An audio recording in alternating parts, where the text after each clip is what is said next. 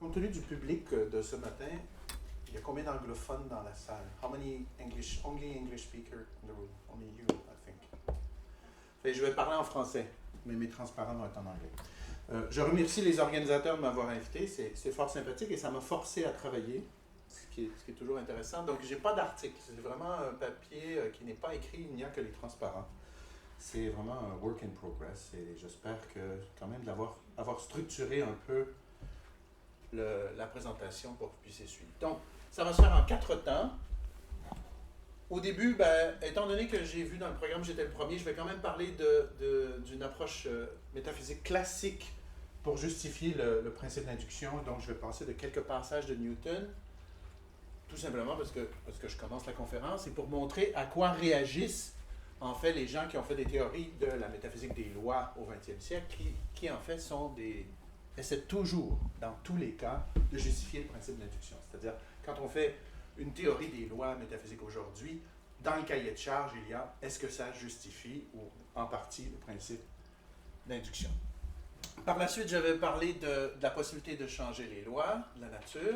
Donc, en fait, ce qui va être exposé ici, c'est comment modifier de façon minimale, vraiment de façon minimale, des théories métaphysiques des lois pour ne pas tuer la théorie, pour que la théorie garde son pouvoir explicatif, mais pour permettre que les lois changent, alors que ces théories étaient explicitement souvent interdisent que les lois changent. Et après, lesquelles de ces théories changeantes permettent quand même de justifier le principe d'induction, et on va voir qu'il y en a juste une. Alors, on commence. Alors, Newton s'exprime sur la justification du principe d'induction dans 2 passages du 3e livre des Principia, dans ce qui est souvent traduit comme les règles du raisonnement, les règles de la bonne science. Donc, c'est un de ces rares passages explicitement épistémiques. Donc, dans la règle 1, vous voyez, c'est une règle tout simplement, il ne faut pas multiplier les causes. Ici, c'est une traduction du latin qui vaut ce qu'elle vaut. Il ne faut pas multiplier les causes au-delà de ce qui est admis, au-delà de ce qui est nécessaire pour expliquer pourquoi. Et là, ici, c'est la partie métaphysique. Pourquoi? Parce que la nature est simple. Parce que la nature ne pose pas de cause superflue. Donc, on a un principe métaphysique. La nature est simple. La nature est causale. Et elle est causalement simple. Après tout, la nature pourrait être causalement très compliquée.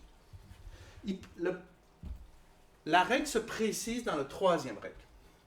Alors ici, c'est le fameux passage où il y a des centaines d'articles sur ce passage. Et ici, je m'inspire beaucoup de l'interprétation de McGuire, qui nous a quittés il y a quelques années, qui est le principe d'analogie de la nature. Alors pourquoi nous pouvons faire de la science? Pourquoi nous pouvons présumer que les propriétés que nous mesurons dans nos expériences sont en fait des propriétés du monde, peut-être même à très petite échelle ou à très grande échelle, c'est parce que la nature est analogue.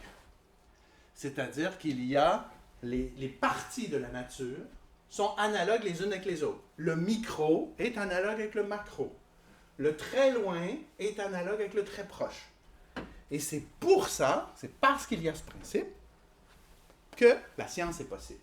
Alors bien sûr, une fois qu'on a le 20e siècle, il n'y a pas de raison de croire que la nature dans le petit, c'est la nature dans le très grand, ou la nature dans le très loin, on pense par exemple dans le passé, au début du Big Bang, c'est la nature dans le très, très futur. Donc bien sûr, on ne peut pas se contenter de l'approche par analogie de la nature chez Newton. Donc c'était juste pour vous, parce que j'étais à la première conférence, je parle vite parce que j'ai beaucoup de transparence, je m'en excuse. Si je parle trop lentement, si un point technique, si un mot que vous ne comprenez pas quelque chose, vous pouvez lever votre main. Pour les discussions plus substantielles, on revient à la fin. Avec la permission des conférenciers, des directeurs de conférences. Alors, comment on peut faire une théorie des lois qui va régler ici, qui va être plus claire que l'analogie de la nature, qui va permettre de justifier les raisonnements inductifs? Bon, il y a beaucoup de théories des lois. Ici, il y a beaucoup de théories des lois. Ici, je vais parler de 3 familles de théories des lois, 3 familles d'approches métaphysiques des lois celle inspirée de Lewis, celle dans le style d'Armstrong et celle dans le style de Bird. Pourquoi j'ai choisi ces trois-là? Parce que c'est les trois plus discutés en ce moment en métaphysique des sciences, en métaphysique des lois. Ce n'est pas les trois seuls. Après tout, ici, mes collègues à l'Université catholique diraient « Mais tu n'as pas mis de décret divin? » Après tout, ça a été très très longtemps dans l'histoire une conception des lois extrêmement intéressante, qui permet même que les lois changent, puisque Dieu peut changer d'idée. En tout cas, si on est protestant. Mais ici, je vais plutôt prendre ces trois-là, parce que je pense quand même parmi les plus fortes. Ce n'est pas les seuls. Il y a Lange, qu'on devrait discuter, il y a Maudlin, etc. Alors, allons-y. Je les présente rapidement, parce que je ne sais pas dans quelle mesure le public connaît ces trois lois qui sont discutées dans tous les papiers. Donc, les organisateurs, c'est sûr que non, mais vous me direz si je vais trop vite ou pas assez vite. Alors, l'approche inspirée de Lewis, qui est souvent Mills, Ramsey, Lewis, on associe souvent ces trois noms. C'est-à-dire, qu'est-ce que c'est qu'une loi? Ben voilà. Une généralisation contingente est une loi de la nature, pas une loi juste de la science, une loi de la nature, si et seulement si elle apparaît comme un théorème ou un axiome du système déductif parfait. Comment est défini le système déductif parfait? Celui qui a le meilleur équilibre entre simplicité et force. Alors, c'est une définition qui semble très épistémique, hein? Mais bien sûr, quand on travaille Lewis, on se rend compte qu'en fait, il y a un paquet de conditions métaphysiques pour faire que ce machin-là, cette position-là, justifie tout ce qu'on veut d'une loi. Justifie le principe d'induction, justifie qu'on peut justifier les contrefactuels, les conditionnels, etc., etc. Alors, regardons rapidement ces conditions. 1. Pour que cette position fonctionne, selon Lewis et selon les descendants de Lewis, il faut qu'une loi survienne, supervene, c'est survienne en français? Oui. Survienne sur des faits, ce qu'il appelle la mosaïque des faits, ou on appelle la mosaïque humienne, mais Hume n'a jamais rien parlé, c'est déjà trop métaphysique pour Hume. Je ne sais pas pourquoi on appelle ça la mosaïque humienne, mais sur la mosaïque des faits. Alors, il y a 5 conditions classiquement qu'on doit accepter pour que cette théorie-là tienne la route. Première condition, et je vais aller assez vite parce que c'est surtout la 5e qui est importante ici. Les propriétés naturelles, hein, sur la mosaïque des faits, c'est essentiellement de l'exemplification de propriétés naturelles qu'on appelle parfaitement naturelles et qui sont suffisantes. Il y en a un nombre fini de ces propriétés et tous les autres faits sont constitués en quelque sorte de ces propriétés naturelles qui sont le socle, hein, ce qui est exemplifié dans la mosaïque des faits.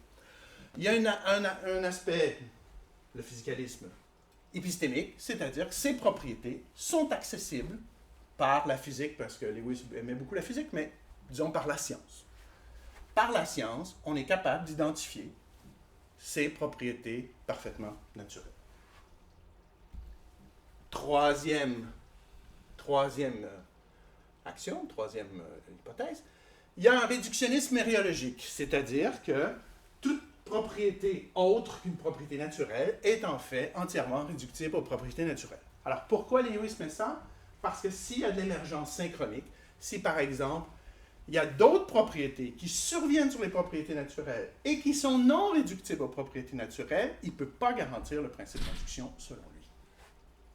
Donc il exclut a priori l'émergence synchronique. 4e hypothèse, tous les faits sont ontologiquement égaux, équivalents. Il n'y a pas de fait privilégié et il n'y a pas un moment dans la mosaïque privilégié. Bien sûr, s'il met un moment mosaïque dans la privilégiée et que les lois surviennent sur les faits, mais surviennent sur des faits seulement présents, par exemple, comment peut-on garantir que ce système déductif parfait va pouvoir être prédictif et donc justifier des inférences dans le futur? Donc, étant donné qu'il a cette définition des lois, il se sent obligé de poser ça. Sinon, le principe d'induction ne tient pas, selon lui. Et finalement, la 5e, qu'on appelle l'universalisme, le meilleur système, il y en a un, et il est valable partout. Donc, ici, il y a 2 aspects à ça.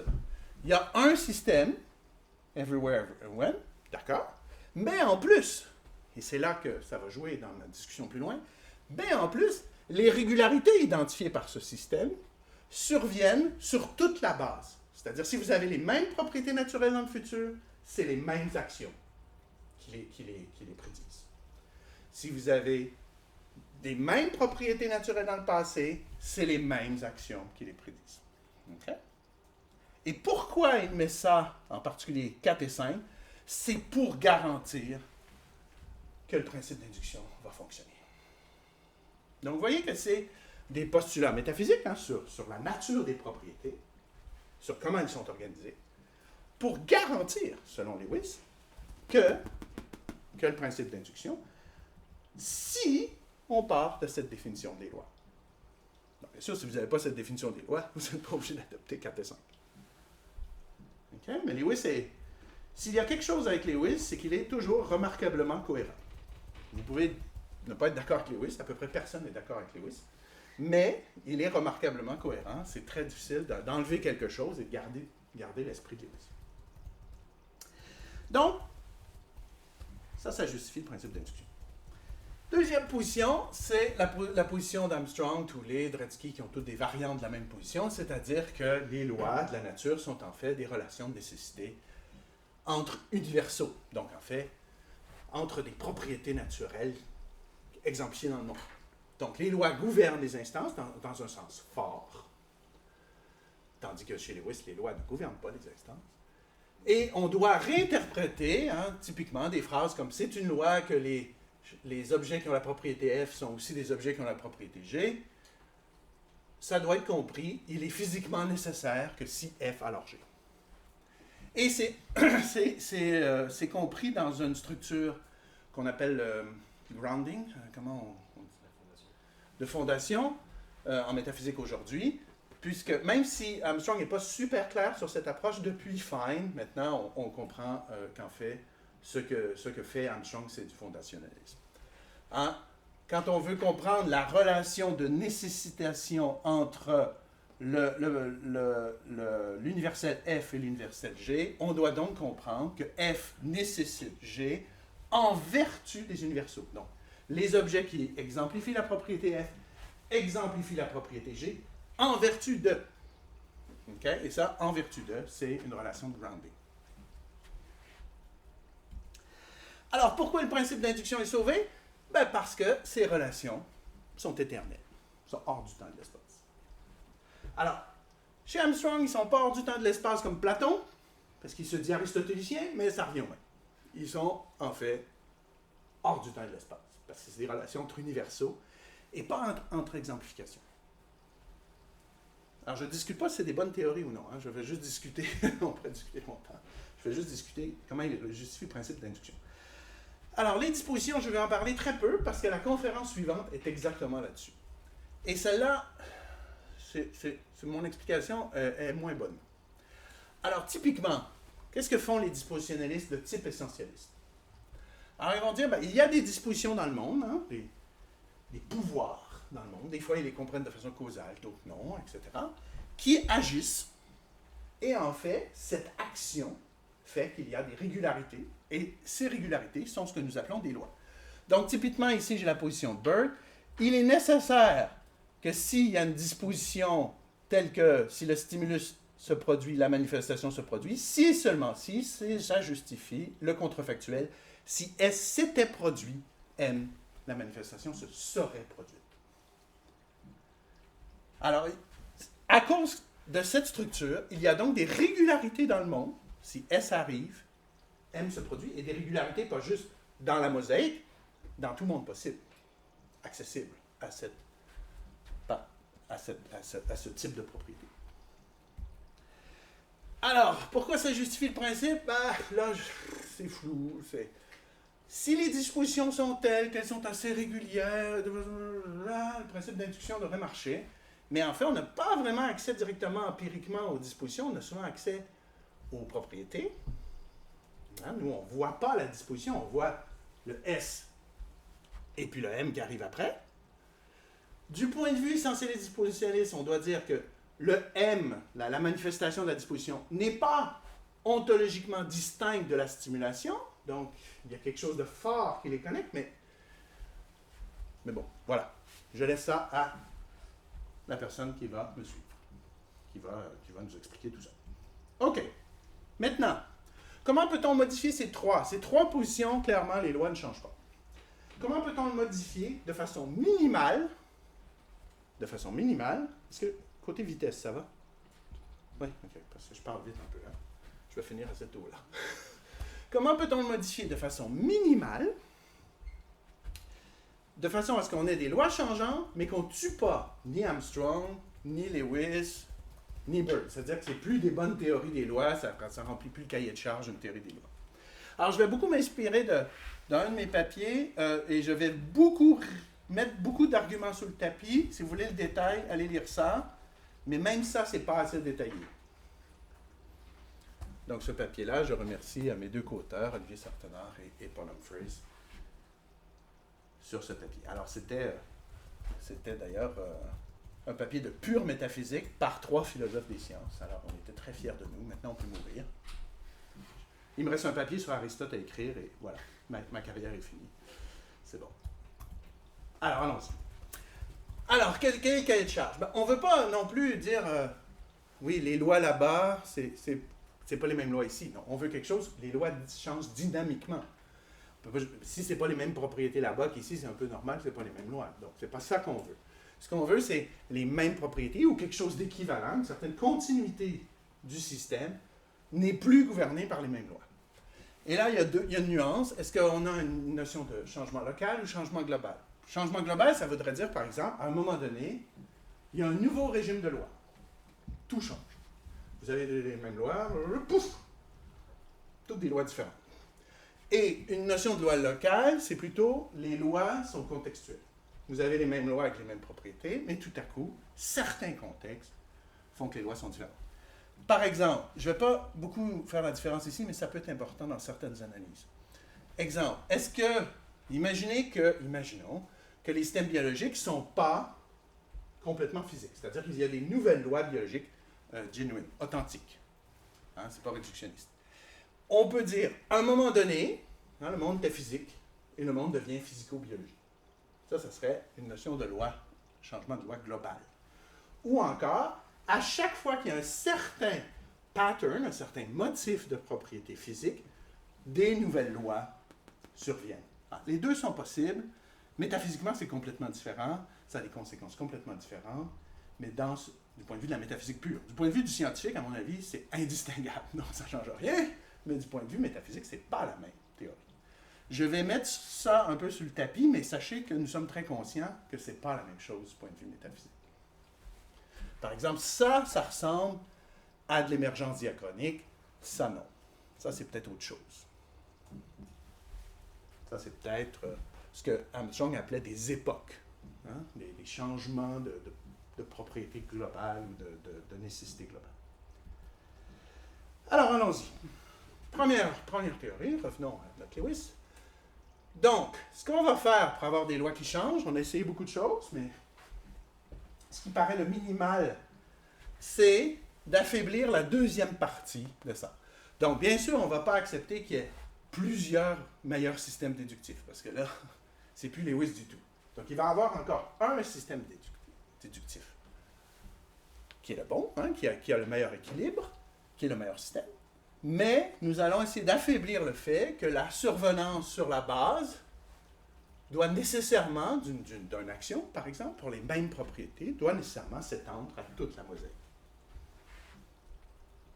Donc, est-ce que cet affaiblissement est incompatible avec la notion d'avoir un meilleur système? Est-ce que si on affaiblit ça, le meilleur système n'est plus le même?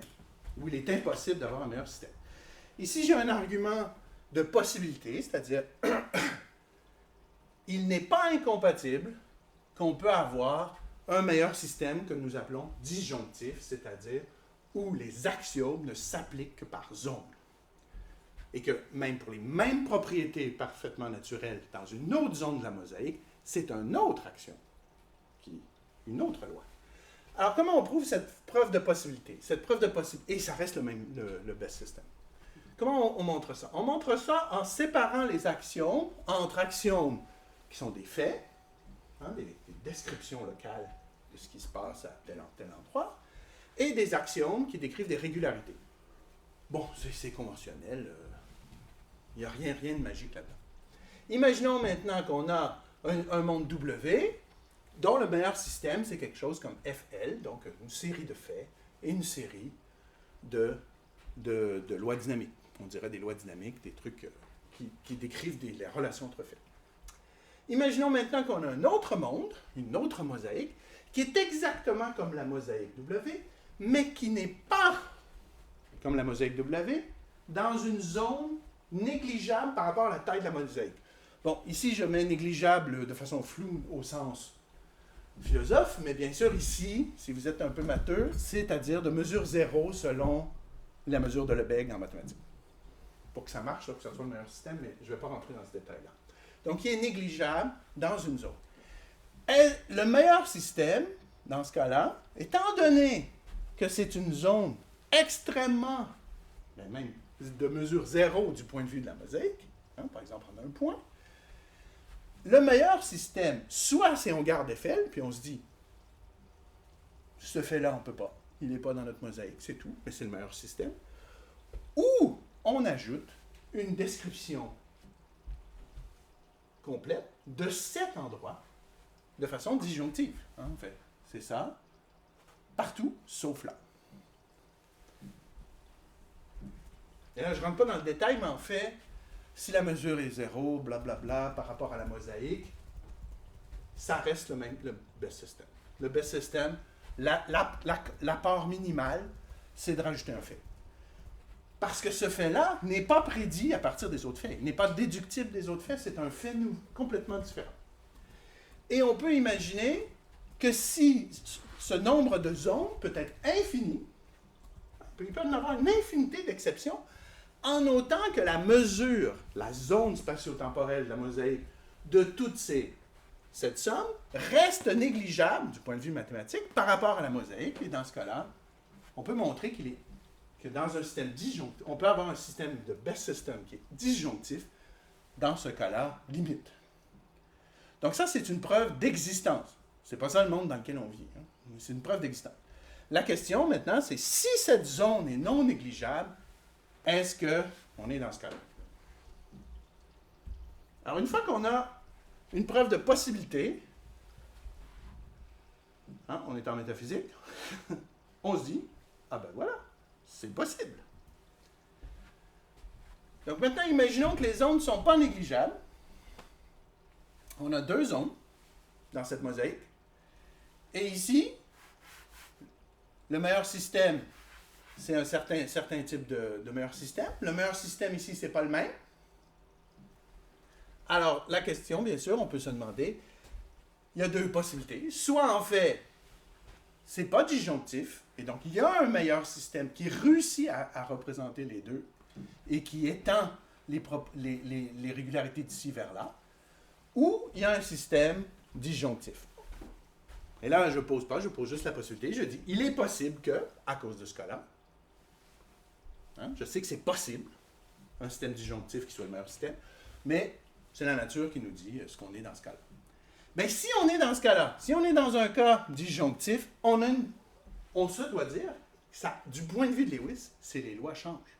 Pas les lois au sens du best system, parce que les lois dans le best system, le meilleur système, il est fixe, mais du point de vue inductif, nous ici, on est en train de fonder, on est en train d'étudier, si on est ici, la première partie, la partie A du meilleur système, et ici, on est en train d'étudier l'autre partie, l'autre composante disjonctive du meilleur système. Et si c'est les mêmes propriétés qui sont étudiées ici que là, on a une définition de loi changeante. Mais pas au sens que le meilleur système change, parce que ça tuerait la position de Lewis. Au sens où on passe d'une région à l'autre dans le meilleur système. Du meilleur système, parce que le meilleur système, c'est une disjonction. C'est blablabla telle action ou blablabla telle action, selon où on est. Donc, on conserve la règle 5. On a toujours un seul meilleur système, mais du point de vue empirique, on passe d'un régime à l'autre. Alors, si c'est comme ça, et ça, à notre avis, c'est la seule façon que les lois peuvent changer chez Lewis, sans tout casser Lewis, sans devenir Armstrong, etc. Alors, maintenant, est-ce qu'on peut changer? Est-ce qu'on peut avoir des lois changeantes chez Armstrong? Alors, il y a deux possibilités pour aborder les lois changeantes chez Armstrong. Soit c'est les relations de nécessité qui changent, donc les mêmes propriétés sont gouvernées par différentes relations de nécessitation, ou le même système change de propriété d'une façon telle qu'il garde la même identité et donc les lois changent. Alors ça, je ne vais pas en parler parce que ça, dans le papier, on montre que ça ne marche pas. Ça ne marche pas. Ça tue les Lewis, ça. Voyons ce cas-là. Premier problème épistémique. C'est un problème épistémique, mais c'est un problème important quand on s'intéresse à la métaphysique des sciences.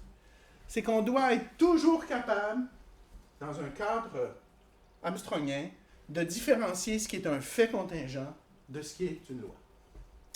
Et ça, c'est pas évident. C'est évident sur le papier, métaphysiquement, mais c'est pas évident dans les faits. Alors, imaginez un gaz dans une boîte. J'ai un gaz dans une boîte.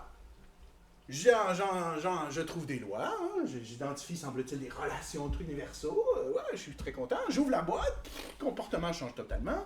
Est-ce que les lois de la nature ont changé? Ou est-ce que c'est un fait contingent qui a changé? Et en fait, ce problème-là, il est extrêmement difficile. Parce que pour pouvoir le traiter, il faudra avoir accès à tout l'univers. Et dès qu'on a une notion de système, dès qu'on a une notion de situation, de sémantique des mondes possibles qui représentent par exemple des situations limitées, ce problème-là survient. Je vais présumer que c'est toujours possible. Okay? C'est-à-dire que la métaphysique de Lewis, la métaphysique d'Armstrong, elle n'a pas un problème fondamental.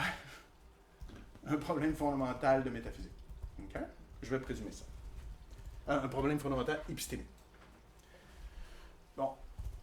OK. On n'a pas entendu Armstrong, hein? Ce genre de problème-là est discuté en philosophie des sciences, est discuté par des physiciens comme Wigner très tôt, hein, dans les années 50, etc. On présume qu'on est capable de faire ça. OK. Une fois qu'on a ça, il y a deux cas.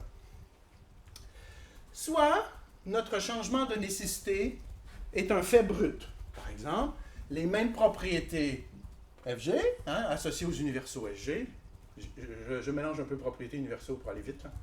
Les mêmes propriétés associées aux universaux RG changent de relation de nécessité à un moment donné. Alors, si c'est un fait brut, ça tue Lewis. Ça tue Armstrong. Excusez. Ça tue Armstrong. S'il y a ça dans le monde, hein, Armstrong discute du jardin, comment il appelle ça, le jardin de John, les pommes qui se transforment en poires dès qu'elles passent la frontière du jardin. Si c'est un fait brut, et ça arrive au hasard, des fois, ça ne sert à rien d'avoir des lois d'Armstrong. Donc, il faut pas qu'on soit dans ce cas-là. On n'est pas dans ce cas-là. Le cas qui permet de garder Armstrong, c'est de dire qu'en fait, ce changement est lui-même une nécessité. C'est-à-dire, on a ici un régime, ici un autre régime, mais ce passage de régime est lui-même normé, est lui-même nomologique. Alors la question, bien sûr, c'est est-ce que cette nécessité ici, c'est la même nécessité que là? Alors il y a plusieurs raisons de croire que ça devrait être la même. Pourquoi? Parce que si ce n'est pas la même nécessité, ça, ici on a des universaux de deuxième ordre. Hein? Ici, LA, c'est les universaux qui disent ceci est une loi. Et ceci est une loi. Donc, on a des universaux de deuxième ordre. Si on a une nécessité par niveau d'universaux chez Armstrong, ça veut donc dire que, étant donné que la nécessité, c'est elle-même un universel, ça veut donc dire que pour savoir que ça, c'est une nécessité et ça, c'est une nécessité, ça nous prend, c'est donc des instances d'un autre universel, qui est l'universel de ce qu'est une nécessité en général. Mais là, comment on sait que c'est une nécessité en général? Puisque c'est lui-même un universel, bon, blablabla, ça va à l'infini, cochonnerie, on veut pas ça. Donc, dans le plus simple, il y a peut-être d'autres nécessités, la nécessité mathématique, la nécessité métaphysique, mais quand on parle de nécessité naturelle, on en a juste une. Donc, c'est le même N. Alors, si c'est le même N, ben, il y a plusieurs difficultés.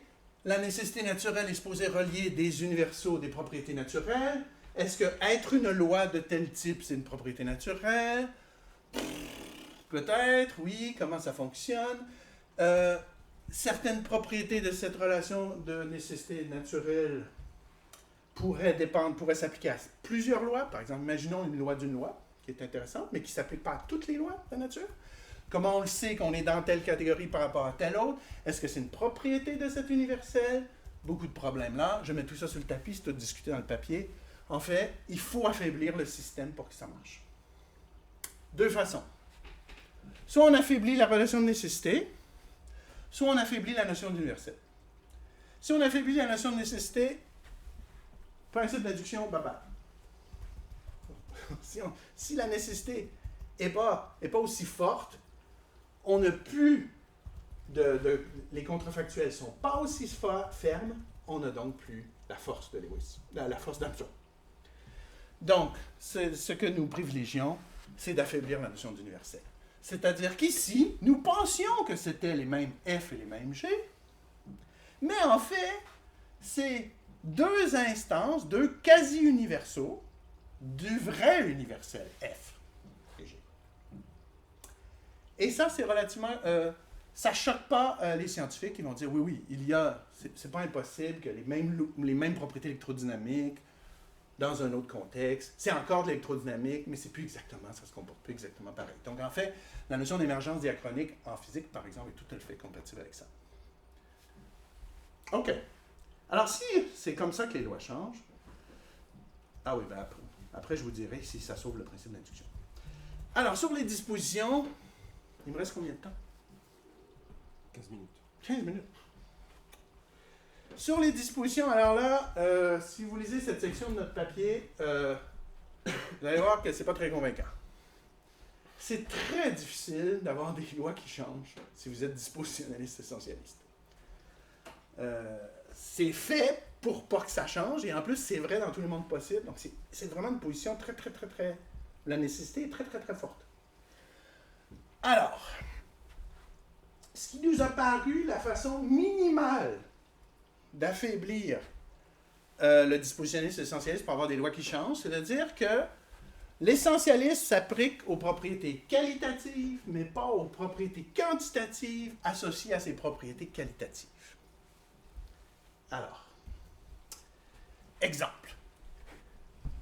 Imaginons la loi de Hooke, une loi, un ressort, un rappel proportionnel à l'étirement du ressort.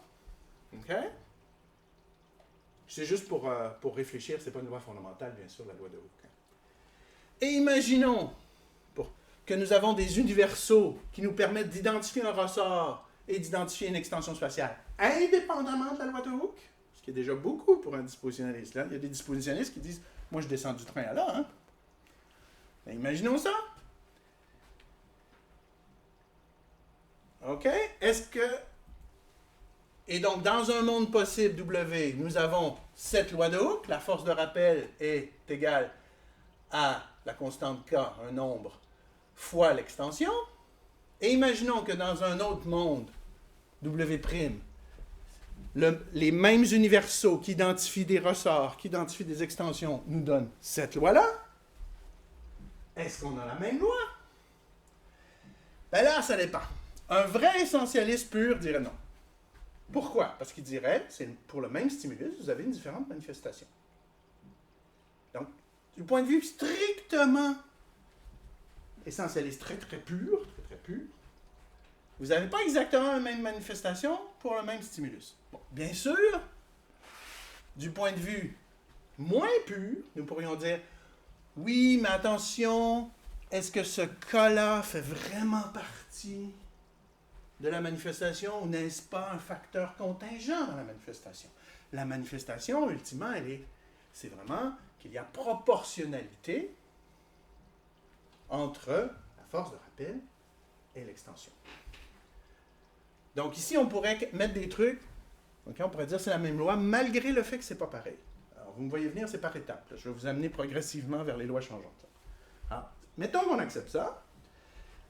Et là, on refait le même truc, mais là, on a une manifestation différente. C'est-à-dire qu'on a le même cas, mais c'est au carré la force de rappel. Donc, est-ce qu'on a affaire à la même loi, qui aurait différentes formes quantitatives, mais qualitativement resterait la même, ou ayons vraiment des dispositions différentes? Bien, compte tenu qu'on a accepté que peut-être qu'ici c'est la même loi, un dispositionnaliste plus faible, mais qui reste essentialiste sur les relations qualitatives, on va dire les relations qualitatives, elles ne peuvent pas changer, pourrait peut-être dire, est-ce que c'est contingent ou non? Est-ce que ça pourrait, est-ce que c'est quand même la même loi, mais dans un autre monde possible?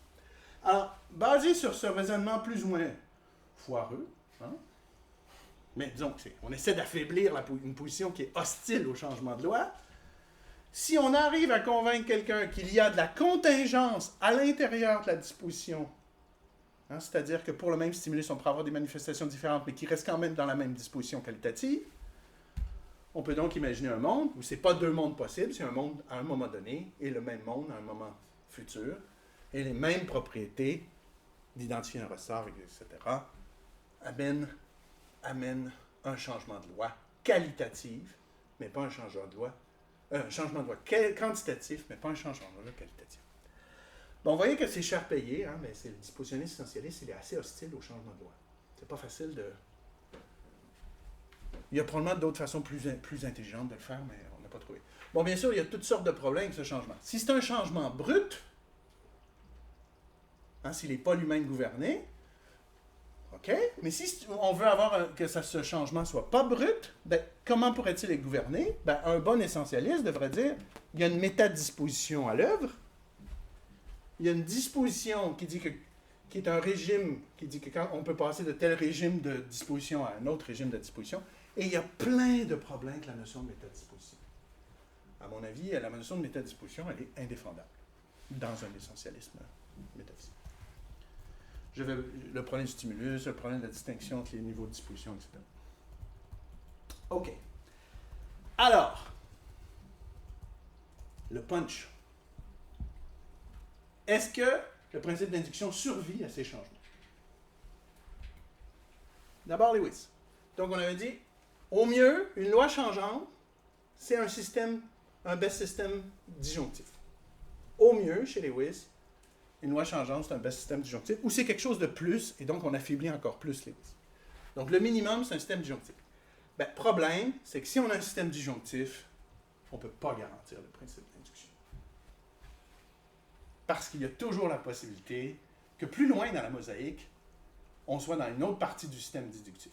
Donc, même si ça nous donne une définition de la loi, qui est forte, du point de vue extérieur à la mosaïque, on peut justifier des contrefactuels, des trucs solides. Quand on est dans la mosaïque, on ne voit pas le reste. On ne voit pas en avant de nous.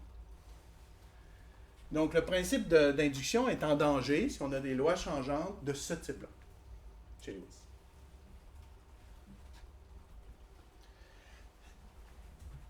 Quasi-universaux. Approche gouverniste, quasi-universaux. Bien sûr, si on ne voit jamais ce passage-là, on ne sait pas si F, c'est F', c'est un quasi-universel ou c'est un universel. Donc, empiriquement, on peut être en difficulté.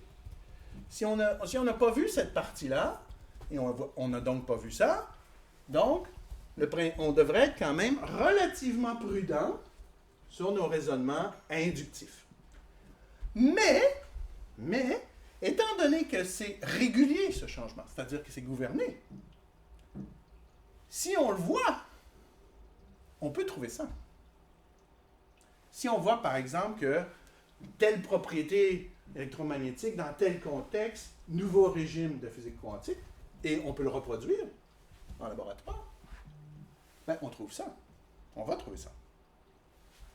Donc, en fait, dans l'approche d'Armstrong avec des quasi-universaux, des lois changeantes, ça nous rend méfiants des inférences inductives, mais ça ne tue pas complètement le principe d'induction. Parce que ce n'est pas un changement brut. Vous voyez, dans la mosaïque, ça devait être un changement brut. Si ce n'est pas un changement brut dans la mosaïque, ça peut donc être mis dans un best system non disjonctif.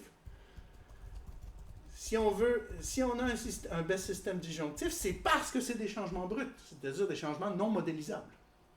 Sinon, ça ne serait pas le système disjonctif, le meilleur système. Le meilleur système, ça serait un meilleur système avec des lois contextuelles différentes dans une zone et dans une autre zone. Donc, si vous achetez ça c'est important, je ne l'ai pas bien expliqué, si vous achetez ça, que c'est ça changer les lois, c'est sûr que ça tue le principe d'induction. Parce que si vous pouviez voir ce changement régulier en différents contextes, vous feriez une loi générale qui serait dans le meilleur système, qui tiendrait compte de ces changements contextuels, qui ne serait donc pas disjonctif, donc ça ne serait pas des lois qui changent. Mais ici, vous êtes sauvés, parce qu'ici, si vous pouvez trouver ça, vous avez donc des quasi-lois là, qui se comportent comme des lois, des quasi-lois là, et la vraie loi, qui est possiblement identifiable empiriquement.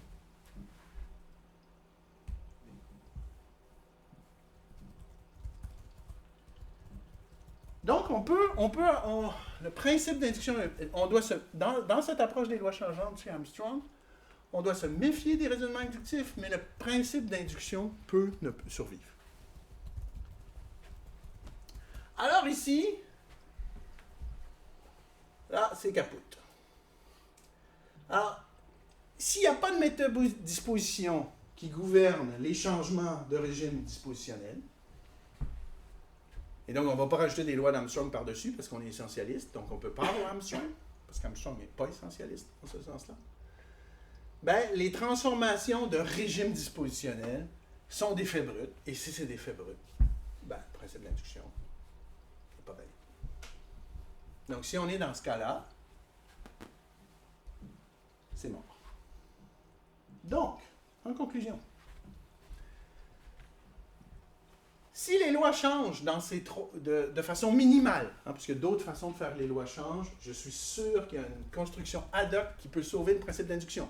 En métaphysique, la réponse à tout problème, c'est plus de métaphysique. C'est pas compliqué. Vous inventez un nouveau truc et puis vous en rajoutez. Mais si on veut avoir des lois changeantes de façon minimale pour garder l'élégance et la force de ces trois théories des lois, qui je pense sont très intéressantes, qui ont beaucoup de pouvoir explicatif, c'est des bonnes théories des lois, les trois, ben, si on rajoute le changement, il semble que seul le gouvernisme armstrongien conserve le principe d'induction. Ce qui laisserait à penser, par exemple, si vous êtes un émergentiste diachronique, par exemple, vous croyez que les lois changent, vous auriez tendance à adopter une position armstrongienne des lois. Voilà, merci.